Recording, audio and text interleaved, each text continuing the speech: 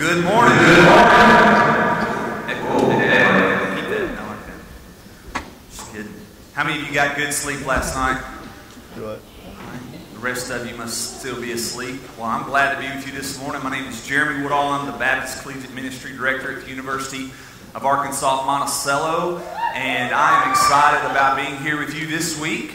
I, fortunately, have a room to myself, so I'm getting sleep, and so I feel refreshed and excited to be with you this morning. I got to play basketball with a few of you guys yesterday, and I woke up this morning feeling my age, but hopefully today I'll be a little bit more ready to go for that. How many of you enjoyed hearing from Miss Megan yesterday as she shared about being in Taiwan? Excellent, right? And so, as you're listening to someone share about a call that God has placed on their life, sometimes I know whenever I was your age and whenever I was younger, I would think like, God, could you actually use me to do some of those things? And a lot of times whenever we think about God's call on our life and what that may look like, we can feel like we are unworthy. And that is very normal, because the truth is, students, is that every single one of us are unworthy of the call that God places on our life. We live our life unworthy, and the only thing that makes us worthy at all of anything, worthy of salvation, worthy of God's call on our life, is what Jesus does to our life. And I'm going to talk to you about a few different calls. First, I'm going to tell you a story about a 12-year-old little boy. This 12-year-old little boy was full of life. Reminds me, as I think about this little boy, I have a 3-year-old little girl named Willow. And I was actually going to bring Willow with me this week, but actually Willow, being full of life, got into something last week and actually got bit by a tick. And she is showing some signs that we just got to keep a close eye on her. So she stayed in Monticello with my wife, but I think she's going to be fine and doing okay. But Willow, you would see that she is just energy covered in flesh. She likes to get into everything. She likes to play. She would have been right in the middle of Gaga Ball and all that other stuff with you guys last night, because she has just got a lot of energy. Well, this 12-year-old boy was the same way. And whenever he would be in church, he grew up in church, he would hear messages, but a lot of times he would tune out the speaker. He would tune out the speaker because he had other things going on. Whenever he was a little boy, he would crawl under the pews while the preacher was preaching. His parents would have to get on to him. I mean, he was just rambunctious in a lot of ways like that. And so, one of the first times that this young man got to come to church camp, he was sitting there as a 12-year-old, and he was hearing a presentation of the gospel, the good news of what Jesus Christ has done for you and for me. And as he's sitting there, there was something different about that night. He could feel that God was calling him. And this call that God was placing on this little boy that night was the call to come into a relationship with God himself. And so he sat there and he listened to the speaker, and he heard about what Jesus went through on our behalf. It's a message that I'm sure that you've heard plenty of times before, and some of you have already responded to in faith. But he hears that message that night, and that night he knew that God was calling him into a relationship with himself. And so that night, whenever the speaker gave an altar call, or gave an opportunity to respond, he couldn't control himself anymore, and he grabbed one of his counselors, and they walked outside, and they spoke with one another, and he told the counselor what was going on with him, and he told the counselor, he says, I feel like God is calling me into a relationship with himself. And that counselor walked through the steps of becoming a Christian with him. And that 12-year-old boy gave his life to Christ. And I was that 12-year-old little boy, and I was sitting about the third row at Siloam Springs Church Camp, Camp Siloam, when I was a 12-year-old. And I came to faith in Jesus Christ. This is an extremely special place to me. I've gotten to bring students back here as a youth pastor and as a student pastor in the past, and it's just nostalgia everywhere that I go. I remember the cabins that we've stayed in. I can remember there's a lot of things that have changed, that have been upgraded over time, but there's a lot of things that are still the same, and it just brings back all these memories of that call that God placed on my life at that camp to become a Christian. 4 years later, I was at another church camp in Tennessee, and the speaker that week was talking to us about the call to vocational ministry. And that week, for the first time, I started feeling like God was calling me to something else. And at first, I was like, God, I think, Are you trying to say that I don't have a relationship with you? I really feel that you're tugging at my heart. I really feel like you are calling me to something. And so I started talking to my youth pastor. My youth pastor was an extremely important person in my life. His name was Doug. He still is serving in ministry here in the state of Arkansas. And Doug, I started having conversations with him, and he's like, Jeremy, I know that you're a Christian. I was there whenever you gave your life to Christ. I know that God has saved you. You might want to pray about whether God is calling you in to be a minister, into vocational ministry. And I was like, there's no way that God would be calling me to be a minister. I was like, do you know me? I am unworthy. I'm unworthy. There are so many things about me that are unworthy of the call of being a minister. And some of you in this room right now may feel the exact same way. And it's a lot of the same excuses that we hear from guys in the Bible. Last night in your group time, I got to sit in with one of the groups and listen to their group time. You were talking about Jeremiah, correct? And you were talking about the call that God placed on Jeremiah. Well, Jeremiah's not the only one. I think about guys like Moses, different people that God uses in a great way. You take guys like Joshua. You take guys that came in and they followed leaders, or they followed people that were kind of spiritual giants in their life. But let's just talk about Moses, and let's talk about Jeremiah for just a second. They came up with excuse after excuse to why they cannot be used by the Lord. And if I were to sit down with you and I were to talk to you and you were to share with me about this, and I was to ask you, I was like, do you think that God could be calling you to something other than just being a disciple and the call to ministry that all of us that have a relationship with Christ have on our life? We're called to make disciples, whether you are a vocational minister or not. But do you think that God may be calling you into a vocation or to a life of service of Him? And you would say, no, there's no way.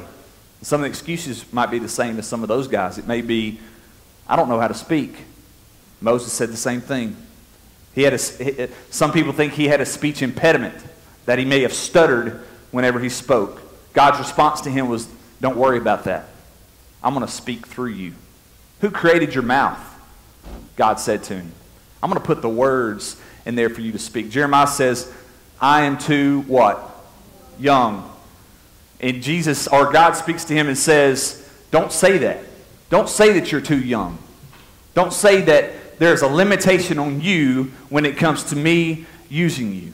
And so whatever you may think of, whether it be you're too young or you're afraid to speak in front of people, an Emory University study, it's a real smart university in Atlanta, did a study a few years back, and they polled students on that campus about what they were most afraid of. And if I were to ask you, you may say spiders, snakes, your youth pastor. I don't know what all you may say, but they did a poll of these people.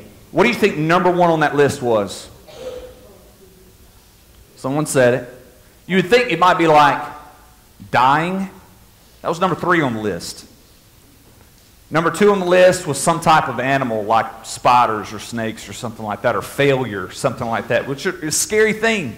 Death can be a scary thing. Failure can be a scary thing. But the number one thing, one of you mentioned it, was public speaking. Getting in front of people and talking to people. Doing what I'm doing right now that used to really, really, really scare me. Used to really scare me.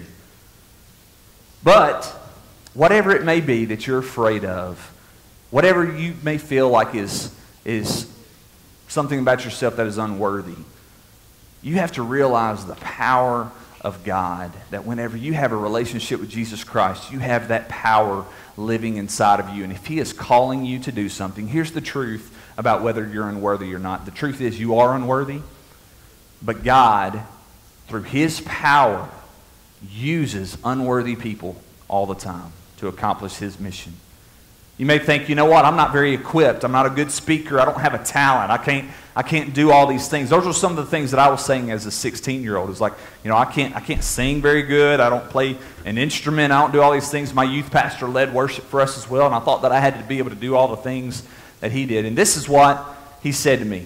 He said, God, and this is something for you to remember, God does not call the equipped. He equips the called.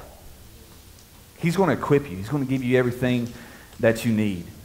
The encouraging thing about this is that many others, like you, many people in the Bible, not only felt like they were unworthy, they proved to be unworthy.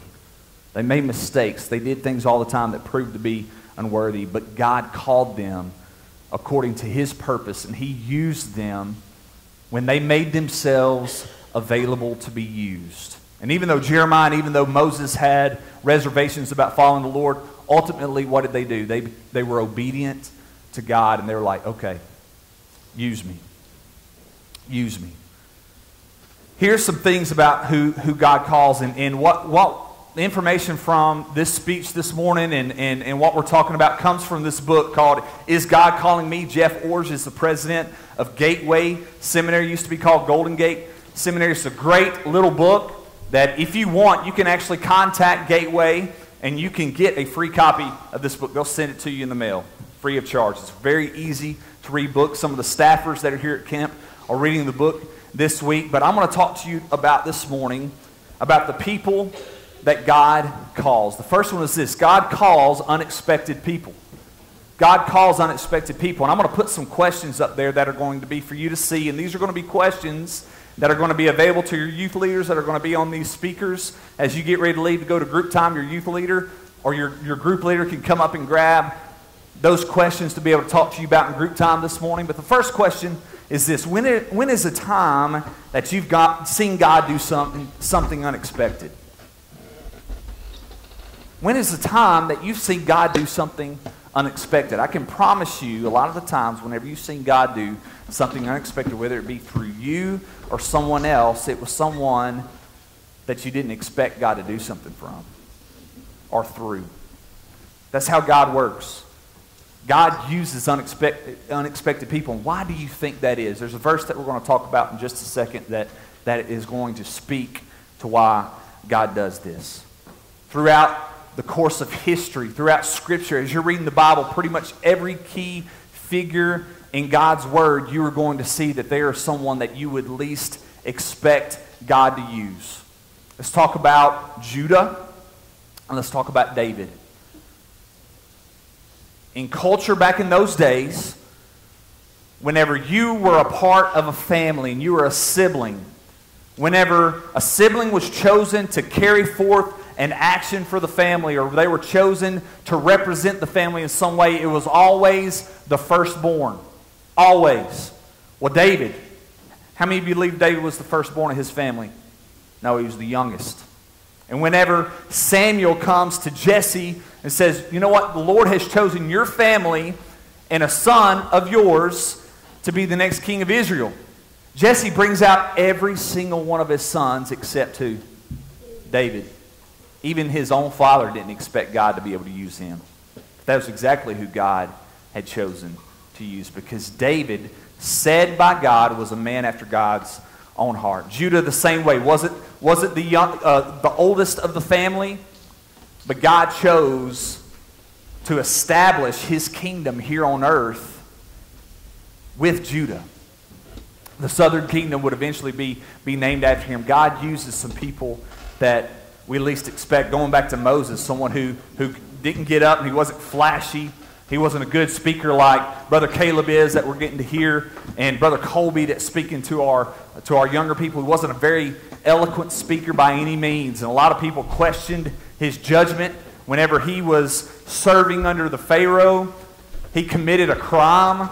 I know he was trying to take up for one of his fellow countrymen, but he committed a crime. He was somebody that probably felt like, I'm just not qualified. He was an unexpected person. The second thing is this: God calls immoral people. A lot of time our sin or the sins of other people in our life can sometimes trick us into thinking that God can't use us. But God calls immoral people all the time. People that make mistakes. Every single one of us in this room makes mistakes. And some people, whenever I'm talking to college students, a lot of times, and this might be a word that some of you aren't familiar with, and some of you may be really familiar with this, but they have a sexual sin of their past, and they feel like God cannot use me because I've committed this crime, or I've committed this sin. But God uses immoral people. Let's go back to David.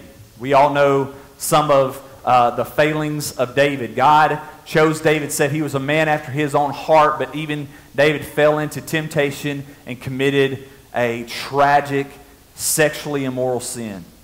But God still chose to use him. He repented of that sin. He asked for forgiveness, and he moved on from that sin. God also chose to use people like Tamar, and who you read about, and Rahab, and Bathsheba, who you will read about in the first chapter of Matthew, in the genealogy of Christ, in the 42 generations that led to Jesus. These people are scattered throughout the genealogy of Jesus, and God used them in great ways. The truth is when we're sinning, every single one of us are bound to sin, that God, for those of us that have a relationship with him, he forgives and restores us. God is a God of restoration, and he restores us, and he equips us to be able to do the ministry that he has called us to. The worst thing that you can do, you can look over all the sins of your past. The worst thing that you can do whenever God is calling you is to be disobedient to that call. God will forgive you. He will restore you.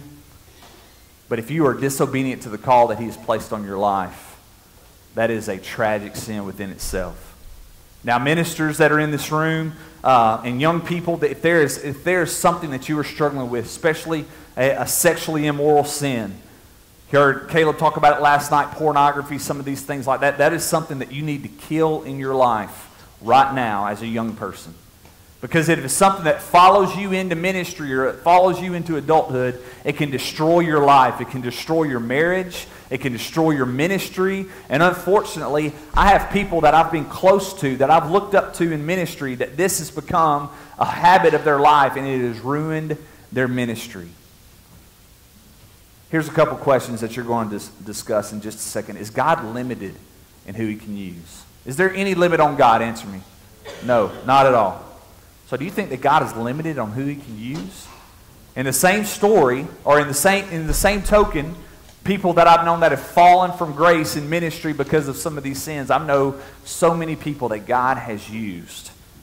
I heard Caleb he shared part of his testimony with me the other night, and just some of the things, and I'll let him tell you the details of that story, but it's such a great story of restoration and redemption, and how God is using him now to minister to students and to people all over the world. And God has taken someone who was broken, who was a sinner, who did horrible things, but he's using him for his glory. Second question is this: how does God see you when you sin? You think God stops loving you? Of course not. Of course not. Sin separates us from our relationship with God, but his plan, his perfect plan, is to restore that relationship through his Son, Jesus Christ. And even whenever we accept Christ as our Savior and we sin and our relationship becomes calloused or broken from God, his plan for restoration is our repentance of that sin. The next question is this: how can God use your past mistakes and struggles for future ministry? There's two verses I'm going to place on the screen, and I want you to read these verses. First one is 2 Corinthians 12:9. Here's the truth about God's love and his grace. It is sufficient for you. My grace is sufficient for you, for my power is perfected in weakness. Whenever you think about God calling unexpected people, unqualified people, people that have sinned and have a dark past, when God takes that person that's broken, that we look at and we're like, man, how could God use that person? Every one of us has that person in our youth groups, like, there's no way God can use that guy. But when God does, it shows his power. It proves his power. It proves how great he is whenever he uses little old me and little old you to accomplish his work. This comes from Psalm 103, verse 11 through 13. It says, "For as high as the heavens are above, so great is his faithful love towards those who fear him. As far as the east from the west, as far as he has removed our transgressions from us. As a father has compassion on his children, so the Lord has compassion on those who fear him." I told you a little bit about Willow. I have a 1-year-old boy named Cash, and Willow and Cash do things wrong all the time. I was FaceTiming with Cash a while ago, and he chunked Becca, my wife's phone. I don't know where it went, but he chunked it, and then we lost connection, so it probably went in the toilet or something like that, and that'll be not fun for us to have to pay for later. But Willow does things wrong all the time, and she's gotten to the age to where she knows, and she does it purposefully. She does it on purpose. But I love them. There's nothing that they can do that will ever cause me not to love them. Nothing. Nothing. Doesn't matter what they would do. I love them unconditionally. Well, so far greater is God's love for you and God's love for me. So much more than our love for each other is His love for us. Thirdly is this: God calls anonymous people. How many of you have someone in your life that has made an impact in your life that no one else knows about? Doug. Nobody knows Doug. I can even say his last name. And maybe one or two of you in this room would have heard about him. There's another guy. His name's Jeff Noble. He was my campus minister. Campus ministry is an extremely important thing to me. It's not just what I do as a profession. It helps shape who I am today. But he discipled me. He poured his life into me. He lived life alongside of me, and he taught me how to be a better minister, be a better disciple, to be a disciple maker. And these are guys that you've never heard of, but they've had profound impact in my life. Some of these staffers that are going to have profound impact in your life are going to be people that one day, maybe not thousands and thousands and thousands of people might not know their name, but they have great impact for the Lord. The thing is that you have to be okay with being an anonymous person. You have to be okay with that.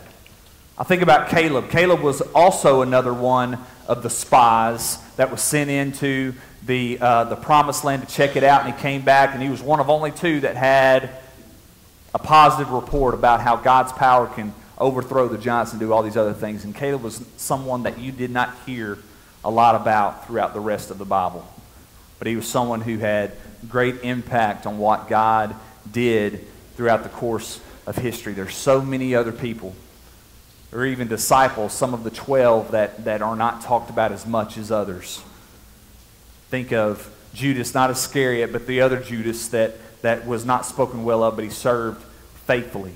And James, who served faithfully, that wasn't talked about as some of these others.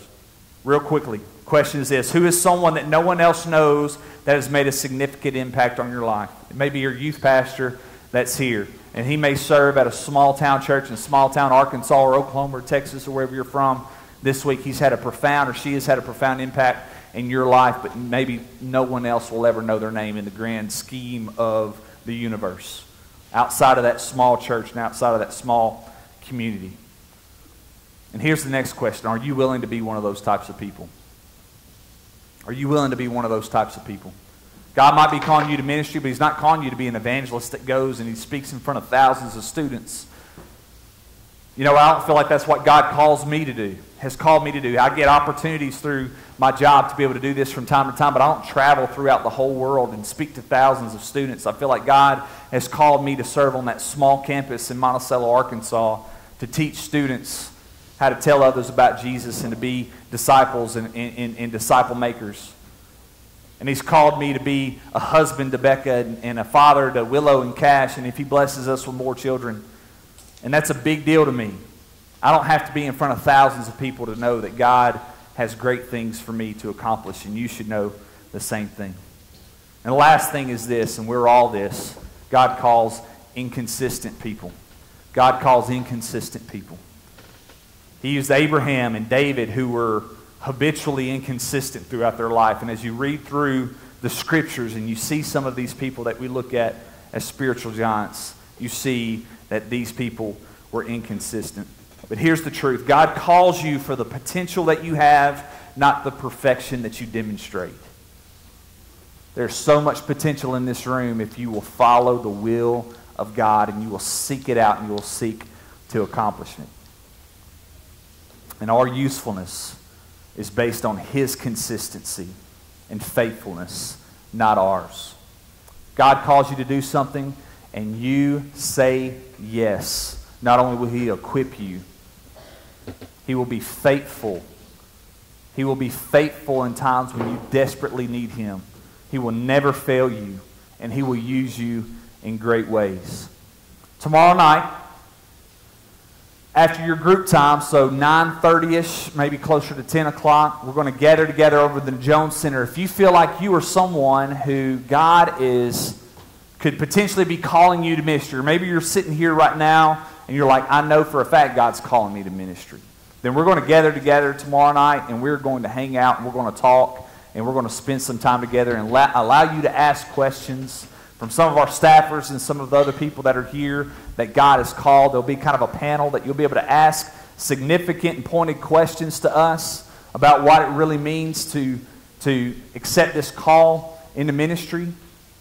And remember, seniors, those that are going to be seniors and those that have just graduated tonight, we're going to gather together and talk about the transition into college. And I'm going to talk to you a little bit about collegiate ministry, BCM, in fact, and how that's played a huge role in my life. And BCM was really one of those things that God helped shape my call.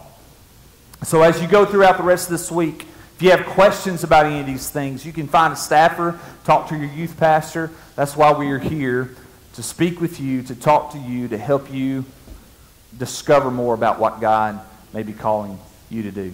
Trust me, if God can use me, I promise you, He can use you. That 12-year-old little boy that I talked about earlier, God has consistently and faithfully over time equipped me and given me exactly what I need to accomplish His will.